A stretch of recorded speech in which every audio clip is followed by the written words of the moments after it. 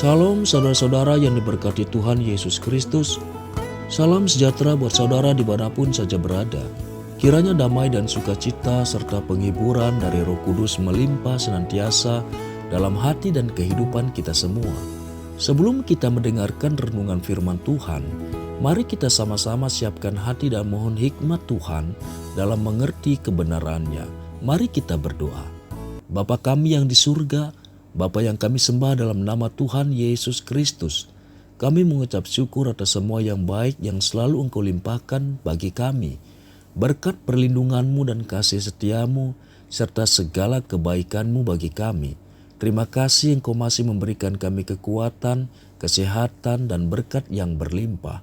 Dan saat ini kami mau mendengarkan firman-Mu. Berbicaralah kepada kami secara pribadi. Jamah hati kami dan Roh Kudus-Mu memberikan kami pengertian untuk dapat memahami akan kehendak-Mu. Terima kasih Tuhan. Dalam nama Tuhan Yesus kami berdoa. Amin. Hidup yang diubahkan Tuhan. Saudara-saudara yang diberkati Tuhan, renungan firman Tuhan saat ini terdapat di dalam Injil Lukas pasal 19 ayat 1 sampai 10. Yesus masuk ke kota Yeriko dan berjalan terus melintasi kota itu. Di situ ada seorang bernama Sakius, kepala pemungut cukai, dan ia seorang yang kaya. Ia berusaha untuk melihat orang apakah Yesus itu, tetapi ia tidak berhasil karena orang banyak, sebab badannya pendek.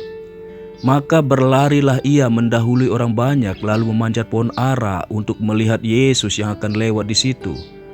Ketika Yesus sampai ke tempat itu, ia melihat ke atas dan berkata, "Sakius, segeralah turun, sebab hari ini aku harus menumpang di rumahmu." Lalu Sakius segera turun dan menerima Yesus dengan sukacita. Tetapi semua orang yang melihat hal itu bersungut-sungut, katanya, "Ia menumpang di rumah orang berdosa." Tetapi Sakius berdiri dan berkata kepada Tuhan, "Tuhan, setengah dari milikku akan kuberikan kepada orang miskin, dan sekiranya ada sesuatu yang kuperas dari seseorang akan kukembalikan 4 kali lipat."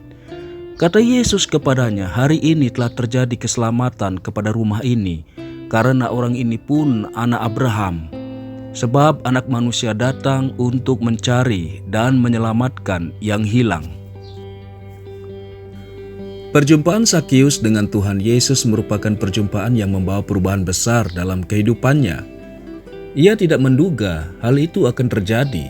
Awalnya dia hanya ingin melihat seperti apakah Yesus itu. Namun di luar dugaannya ternyata Tuhan Yesus datang ke kota Yeriko khusus untuk menemuinya. Tuhan Yesus berkata, "Sakius, segeralah turun, sebab hari ini aku harus menumpang di rumahmu." Kisah serupa juga terjadi pada perempuan Samaria. Seperti biasa, ia datang ke sumur dan mengambil air pada siang hari. Ia tidak menduga bahwa ia berjumpa dengan Yesus di tepi sumur itu, dan perjumpaan itu mengubah hidupnya. Ada satu hal yang menarik untuk diperhatikan dalam kisah ini, yakni kata harus. Tuhan Yesus harus menumpang di rumah Sakius, dan Tuhan Yesus harus melintasi daerah Samaria. Ini menekankan tentang misi kedatangannya ke dalam dunia. Hatinya yang penuh dengan belas kasihan mendorongnya untuk mencari dan menyelamatkan manusia yang berdosa. Lalu siapakah Sakius? Nama Sakius memiliki arti tulus, bersih, suci. Akan tetapi, kehidupan dan namanya bertolak belakang. Perilaku dan perkataan Sakius tidak memperlihatkan ketulusan, bersih, suci, dan integritas. Apa yang terjadi dengan Sakius? Pekerjaannya yang berkaitan dengan pemungutan cukai telah menempatkannya pada posisi yang tidak mungkin untuk menjaga semuanya itu. Sebab yang pertama, pemungut cukai adalah pegawai kerajaan Romawi yang waktu itu menjajah Israel. Mereka ditugaskan untuk memungut pajak dari bangsanya sendiri, yakni sesama orang Yahudi. Bahkan terkadang pajak yang dipungut pun sangat keterlaluan. Yang kedua, pandangan orang Yahudi. Orang Yahudi yang bekerja pada pemerintah Romawi disebut sebagai pengkhianat atau kafir, sebab mereka telah mempermainkan imannya dengan cara pro bangsa Romawi yang menyembah berhala. Yang ketiga, orang Yahudi telah belajar dari pengalaman pembuangan ke Babel karena mereka telah berulang kali jatuh ke dalam dosa penyembahan berhala. Sejak itu mereka tidak mau lagi bersentuhan dengan berhala. Karena itu orang Yahudi sangat benci kepada pemungut cukai yang bergaul dan hidup dari orang Romawi. Sakius bukan hanya seorang pemungut cukai, tetapi dia adalah kepala pemungut cukai. Ini adalah jenjang karir yang sangat bagus dan tidak gampang untuk mencapainya.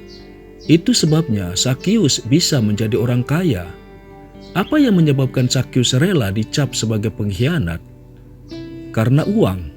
Sakius tidak memperdulikan pandangan sosial terhadap dirinya. Yang penting kaya. Ia pun tidak memperdulikan hati nuraninya, asalkan impiannya tercapai. Bagaimana karakter Sakius? Jika saudara bisa membayangkan seorang pemungut cukai yang memeras, maka saudara juga membayangkan bagaimana karakter Sakius. Cinta uang, pelit, serakah, galak, pemeras, tidak berperi kemanusiaan. Refleksi bagi kita, ada orang-orang yang rela untuk mengorbankan hal-hal yang paling berharga dalam dirinya, harga diri, kehidupan rohani, bahkan imannya sekalipun, karena uang. Perubahan apa yang terjadi pada diri Sakius?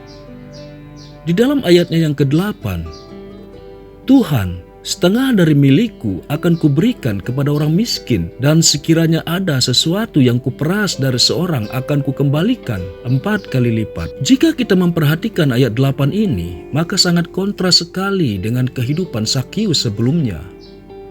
Tadinya serakah, sekarang malah memberikan setengah dari hartanya. Tadinya jahat terhadap orang miskin, sekarang malah berbelas kasihan.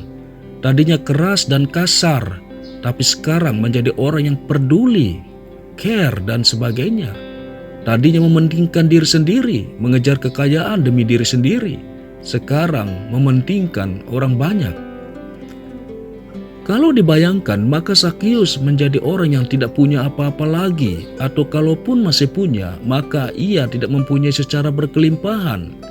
Misalnya, Sakius memiliki kekayaan sebanyak 1 miliar berdasarkan janjinya, maka 500 juta diberikan kepada orang miskin. Selain itu, ia akan mengganti 4 kali lipat kepada orang yang diperas menurut hukum Taurat.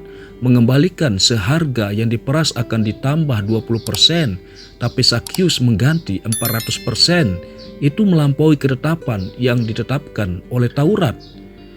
Jika Sakius sudah memiliki istri, bagaimana pendapat istrinya? Apakah istrinya mendukung keputusannya? Refleksi bagi kita semua. Bagaimana dengan buah pertobatan yang kita hasilkan? Apakah kita hanya menghasilkan buah yang manis di bibir tapi tidak menunjukkan buah yang sesungguhnya? Apa yang menyebabkan Sakius berubah? Kedatangan Yesus ke rumah dan hidupnya telah mengubahnya. Kita mengetahui bahwa pemungut cukai merasa enggan, tepatnya malu, untuk datang ke bait Allah dan berdoa. Kalaupun mereka datang, mereka akan berdiri jauh-jauh karena menyadari keberdosaan dan ketidaklayakannya. Akan tetapi, sekarang Tuhan Yesus yang mendatanginya dan menumpang di rumahnya. Di luar dugaannya bahwa Tuhan Yesus bersedia untuk hadir di dalam rumah dan hidupnya. Ia merasa kasih, pengampunan, dan penerimaan dari Tuhan terhadap dirinya. Orang-orang di sekitarnya menolak dan membencinya karena dosanya, tetapi Allah bersedia untuk menerimanya. Anugerah Tuhan yang telah menerima dan mengampuninya telah membuatnya berubah. Banyak tokoh-tokoh di dalam sejarah kekristenan yang hidupnya diubahkan oleh kasih Tuhan. Salah satunya adalah Paulus. Sebelum bertobat, Paulus memiliki kehidupan yang tidak baik. Namun setelah bertobat, ia memberikan dirinya bagi Allah dan pelayanannya membawa dampak yang besar bagi gereja hingga hari ini. Apa yang bisa menjadi perenungan bagi kita? Yang pertama, didasari atas kasih karunia yang sudah menyentuh kita, lakukanlah segala sesuatu di dalam kasih-Nya. Rasul Paulus mengingatkan kita, dan sekalipun aku membagi-bagikan segala sesuatu yang ada padaku, bahkan menyerahkan tubuhku untuk dibakar, Tetapi jika aku tidak mempunyai kasih, sedikit pun tidak ada faedahnya bagiku. 1 Korintus 13 ayat 3. Lakukanlah segala sesuatunya di dalam kasih Allah. Bagaimana relasi kita dengan keluarga kita? Mencintai keluarga dan melayani keluarga adalah sesuatu yang natural. Siapapun bisa melakukannya. Akan tetapi kita perlu menambahkannya. Kita mengasihi dan melayani keluarga kita dengan kasih Kristus. Ini akan menolong kita untuk menerima apa adanya, mengampuni, mengulurkan tangan pada anggota keluarga yang tidak sempurna dan yang tidak taat. Bagaimana dengan pelayanan kita? Apakah lahir dari kasih kepada Allah? Yang kedua, perubahan ini menyentuh aspek yang paling dalam hidup kita. Sakius menjadikan uang sebagai tujuan hidupnya. Pertobatan Sakius memperlihatkan bahwa aspek yang paling penting dalam hidupnya telah diubahkan oleh Tuhan, yakni uang. Hal ini berbeda dengan seorang muda yang kaya yang mendatangi Tuhan Yesus. Ia menolak untuk menjual hartanya dan mengikuti Yesus. Harta tersebut telah menjadi berhalanya, walaupun ia memiliki moral dan etika yang baik. Apakah saudara mengizinkan kasih Kristus menyentuh hati kita yang paling dalam dan membiarkan kasih-Nya untuk mewarnai kehidupan kita? Inilah panggilan Tuhan Yesus terhadap semua umat-Nya. Dengan mengikutinya, maka kita mengizinkan Allah untuk mengatur dan menata ulang hati, pikiran, karakter, dan tujuan hidup kita. Allah ingin mengubahkan hidup kita. Amin.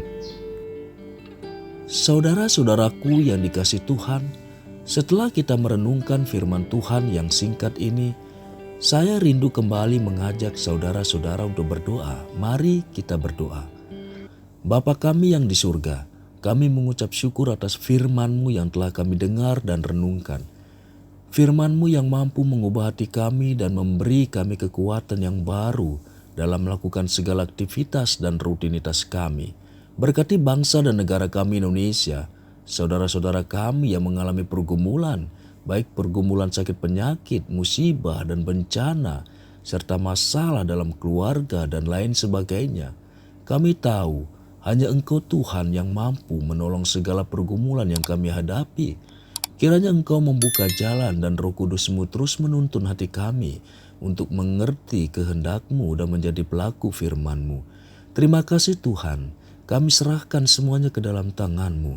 Ampunilah segala kesalahan dan dosa kami. Kiranya berkat dan damai sejahtera serta kasih karunia Tuhan terus menjadi bahagian kami. Hanya di dalam nama Tuhan Yesus kami berdoa. Amin. Haleluya. Saudara yang dikasihi Tuhan, saya percaya firman Tuhan saat ini sudah menjadi berkat dan kekuatan bagi kita semua.